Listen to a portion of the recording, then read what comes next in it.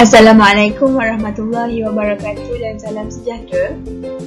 Kami dari kumpulan 13 akan membentangkan unit 12 iaitu Akta Pendidikan 1996, Fungsi dan Implikasi. Ahli kumpulan kami terdiri daripada Farah Nur Akilah binti Ziman, Nur Abrina Rosyada binti Muhammad Safar, Nur Najihah binti Nur Safian, Yasmin binti Husin dan Nur Nadia binti Luqman. Peranan Akta Pendidikan 1996. 6 peranan utama ialah garis panduan atau rujukan pelaksanaan pendidikan, peraturan yang perlu dipatuhi, sistem pendidikan yang sistematik, kelestarian pendidikan, kesaksamaan peluang pendidikan dan memartabatkan bahasa Melayu. Garis panduan atau rujukan pelaksanaan pendidikan. Akta Pendidikan 1996 diperkenalkan untuk memperbaiki kelemahan yang terdapat dalam penyata pendidikan sebelum ini. Akta Pendidikan 1996 telah menggariskan beberapa perkara iaitu mengutamakan ilmu pengetahuan kerana ilmu pengetahuan adalah penentu utama arah tujuan negara dan penyelamat bangsa. Yang kedua, memantapkan sistem pendidikan kebangsaan bagi generasi muda sejajar dengan perubahan masa. Yang ketiga, menjadikan Malaysia sebagai pusat kecemerlangan pendidikan bermutu tinggi. Seterusnya, peraturan yang perlu dipatuhi. Banyak peraturan yang telah ditetapkan dan wajib diikuti oleh pihak-pihak yang berkenaan. Sebagai contoh, peraturan-peraturan pegawai awam iaitu Kelakuan dan Tata Tertib 1993 pindaan 2002. Peraturan ini penting untuk memastikan penjabat awam menjalankan tugas dengan lebih cekap dan amanah serta bertanggungjawab. Pendidikan yang sistematik. Dalam Akta Pendidikan 1996, konsep sistem pendidikan kebangsaan dimantapkan dengan meliputi semua peringkat persekolahan dari peringkat prasekolah hingga ke peringkat pendidikan tinggi dan meliputi semua kategori sekolah iaitu sekolah kerajaan, sekolah bantuan kerajaan dan sekolah swasta. Sistem pendidikan dimantapkan meliputi semua peringkat persekolahan. Pendidikan khas diberi tumpuan dan mengambil kira kepentingan semua kaum. Berkualiti dalam memperkembangkan potensi individu sepenuhnya. Kelestarian pendidikan. Akta Pendidikan 1996 telah menjadikan sistem pendidikan di Malaysia semakin baik. Kurikulum yang dilaksanakan di sekolah mengupayakan murid menguasai pelbagai kemahiran. Kelestarian pendidikan yang meliputi pendidikan teknik dan pendidikan khas diambil berat dalam sistem pendidikan di Malaysia. Antara tujuan lain kelestarian pendidikan ialah dapat melahirkan murid berdaya fikir lestari yang bersikap responsif terhadap persekitaran dalam kehidupan harian, dapat mengaplikasi pengetahuan, kemahiran dan nilai yang diperoleh. Juga dapat mempersiapkan murid bagi menghadapi cabaran dan isu semasa di peringkat tempatan, negara dan antarabangsa. Kesaksamaan peluang pendidikan. Setiap warga negara berhak mendapat peluang pendidikan yang adil dan sama rata tanpa mengira kaum dan budaya. Selain itu, peluang untuk belajar juga diberikan kepada semua golongan rakyat tanpa mengira latar belakang ataupun kedudukan sama ada berada di bandar atau di luar bandar. Memartabatkan bahasa Melayu. Kedudukan bahasa Melayu diperkukuhkan dengan peruntukannya sebagai bahasa pengantar utama dalam sistem pendidikan kebangsaan dan mata pelajaran teras. Bahasa Melayu sebagai bahasa pengantar utama dalam sistem pendidikan kebangsaan mewajibkan bahasa Melayu sebagai mata pelajaran wajib yang diajar di semua sekolah dan institusi pendidikan. Seksyen 17(2) memperuntukkan bahasa kebangsaan sebagai mata pelajaran wajib di semua sekolah. Seterusnya, implikasi Akta Pendidikan 1996. Kesan positif penubuhan Akta Pendidikan 1996. Yang pertama, kurikulum kebangsaan. Seksyen 18 memperuntukkan semua sekolah perlu mengikut arahan kurikulum kebangsaan. Ia membantu memperkembangkan potensi murid dan melahirkan insan yang sempurna. Dengan itu, ia dapat membentuk warga negara yang dapat memberi sumbangan kepada diri, keluarga, masyarakat dan negara. Contohnya, Kementerian Pendidikan Malaysia telah memperkenalkan Kurikulum Standard Prasekolah Kebangsaan (KSPK), Kurikulum Standard Sekolah Rendah (KSSR) dan Kurikulum Standard Sekolah Menengah (KSSM). Yang kedua, pendidikan swasta. Pendidikan swasta berkembang secara sistematik dengan peruntukan wang yang spesifik. Usaha ini akan membantu melahirkan insan yang berilmu, berupaya memajukan kehidupan yang memenuhi aspirasi negara. Ia ditubuhkan bagi menampung bilangan pelajar yang layak menyambung pelajaran yang semakin bertambah. Ia juga mampu mengurangkan aliran wang keluar. Contohnya, Universiti Teknologi Petronas (UTP) dan Universiti Multimedia. Seterusnya, pendidikan prasekolah atau pendidikan awal kanak-kanak.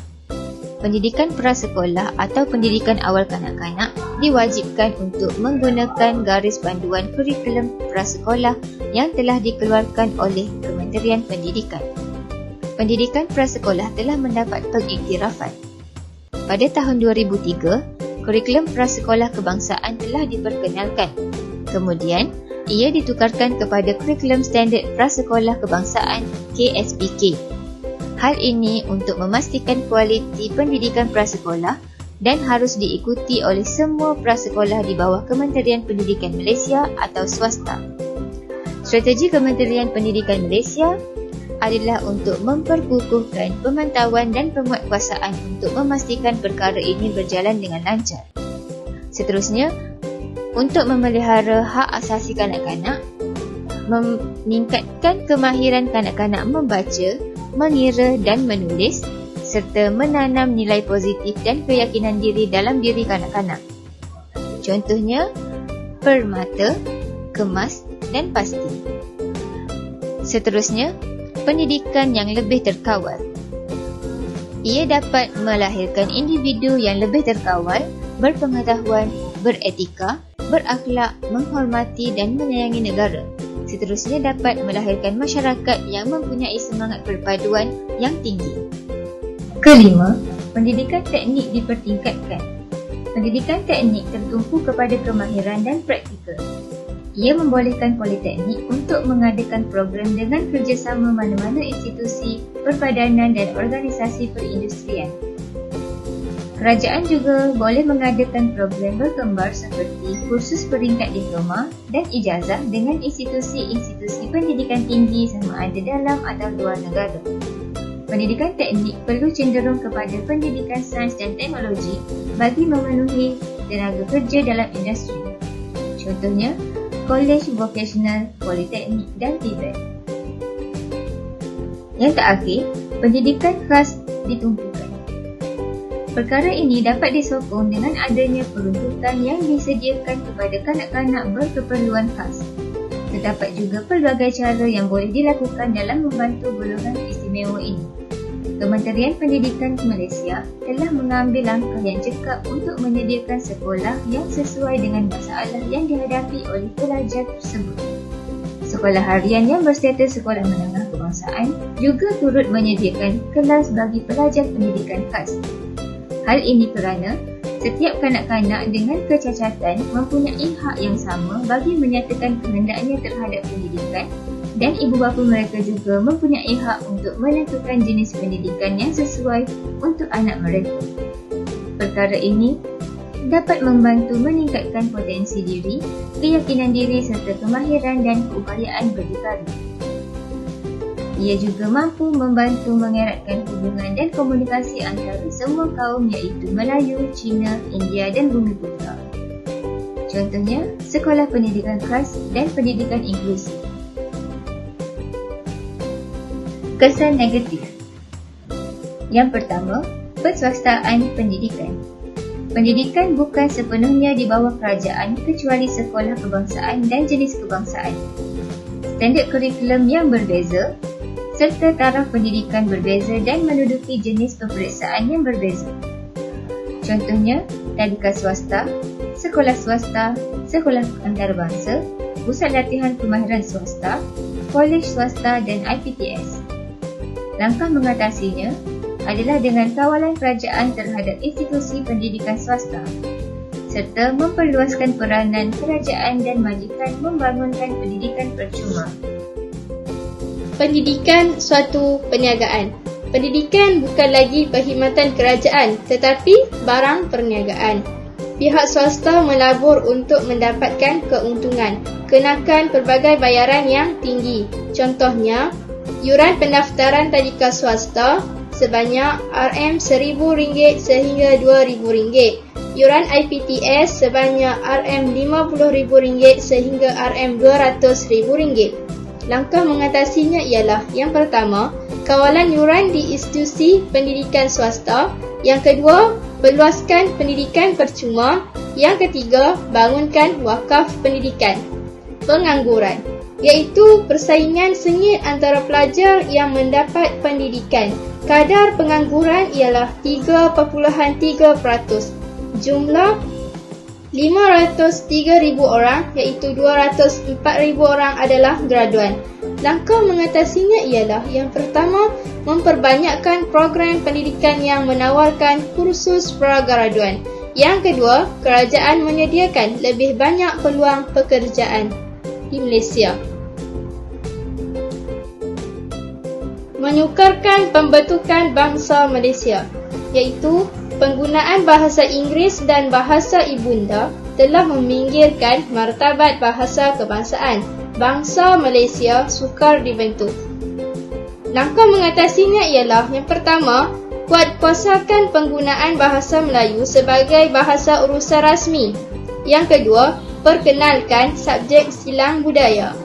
Bahasa asing, iaitu sekolah antarabangsa dan sekolah ekspatriat mengekalkan penggunaan bahasa asing di Malaysia. Langkah mengatasinya ialah mewajibkan bahasa Melayu sebagai mata pelajaran. Antara cabaran-cabaran pelaksanaan Akta Pendidikan tahun 1996, yang pertama, cabaran pengurusan sumber manusia. Berlakunya isu ketidakseimbangan jantina dalam pencapaian akademik. Contohnya, kemasukan pelajar perempuan ke IPT lebih ramai berbanding pelajar lelaki. Selain itu, tekanan belajar atau stres daripada para belia dalam belajar telah menjadi isu utama. Cara mengatasi cabaran ini ialah yang pertama, guru haruslah mengetahui kaedah dan pendekatan pengajaran yang lebih kreatif dan inovatif. Yang kedua, kursus pendidikan guru haruslah memberi fokus dalam perbezaan jantina. Cabaran yang kedua ialah cabaran perubahan minda rakyat Malaysia. Rakyat masih lagi mengharapkan pendidikan sebagai alat untuk mendapatkan pekerjaan dan jawatan. Selain itu, pendidikan masih lagi tidak dapat mengeluarkan graduan berdikari yang dapat mencipta peluang pekerjaan.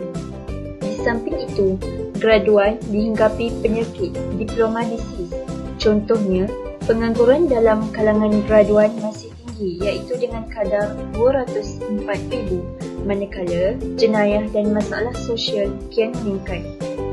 Cara mengatasi cabaran ini ialah penekanan dalam aspek pembinaan insan melalui penyerapan nilai murni dan pemahaman konsep keagamaan dalam diri generasi muda supaya mencapai matlamat.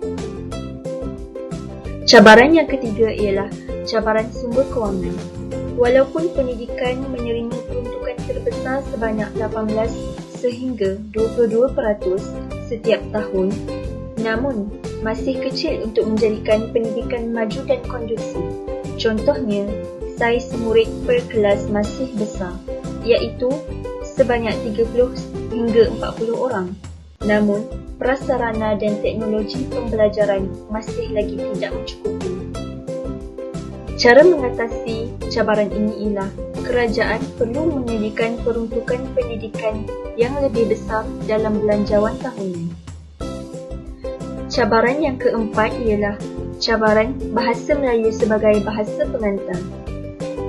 Bahasa Melayu masih lagi tidak dimartabatkan dalam pendidikan sebagai bahasa pengantar, utama di semua institusi institusi pendidikan di Malaysia. Selain itu, bahasa Melayu juga tidak dijadikan bahasa rasmi dalam urusan pendidikan. Maka, cara mengatasi cabaran ini ialah dengan memberi galakan kepada penyelidik untuk menggunakan bahasa Melayu sebagai medium kajian. Cabaran kelima ialah isu perpaduan kaum. Salah satu tujuan Akta Pendidikan adalah untuk menyatukan kaum melalui pendidikan. Namun, masih wujud tanda-tanda kelemahan dalam hubungan antara kaum kerana pengekalan identiti kaum masing-masing, sama ada dari segi bahasa, budaya, ekonomi dan politik. Contohnya, pencapaian pendidikan mengikut kaum adalah berbeza. Langkah mengatasi cabaran ini ialah: yang pertama, memperkenalkan kurikulum keinsanan. Yang kedua, menerapkan mata pelajaran pelbagai budaya. Yang ketiga, hapuskan monopoli sesuatu kaum.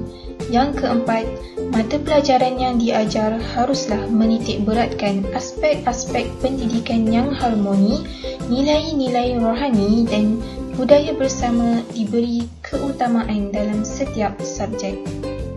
Cabaran keenam ialah menjadikan Malaysia pusat kecemerlangan pendidikan bertaraf dunia. Malaysia masih gagal berada dalam kelompok teratas pentaksiran antarabangsa seperti TIMSS, PISA dan ranking universiti. Malaysia juga masih menghantar pelajar-pelajar keluar negara. Malaysia melihat negara maju sebagai acuan untuk membangunkan pendidikan negara serta masih gagal menarik pelajar-pelajar cemerlang dari negara maju untuk belajar di Malaysia. Langkah mengatasi cabaran ini ialah: yang pertama, menggubal kurikulum supaya lebih mencabar keupayaan dan kemampuan murid berfikir pada aras lebih tinggi serta lebih mementingkan pengetahuan maklumat, komunikasi dan teknologi dalam kalangan murid. Yang kedua, memaksimalkan kepakaran rakyat Malaysia supaya negara kita menjadi rujukan negara luar dalam sesuatu bidang serta individu yang berkepakaran dapat menyumbang dalam memajukan pendidikan negara. Rumusannya, Akta Pelajaran 1961 telah dibentuk untuk membolehkan dasar-dasar dan sistem pendidikan dilaksanakan. Akta ini dimansuhkan dan diwartakan pula Akta Pendidikan 1996 pada 1 Ogos 1996 bagi membolehkan syur-syur yang dikemukakan dalam Laporan Jawatan Kuasa Kabinet 1979 dan perubahan pendidikan semasa dilaksanakan. Sehingga kini, perkembangan dan pembangunan pendidikan yang berlaku di Malaysia adalah tertakluk kepada segala perkara yang terkandung di dalam Akta Pendidikan 1996. Sekian sahaja pembentangan daripada kumpulan kami bertajuk Akta Pendidikan 1996. Sekian, terima kasih.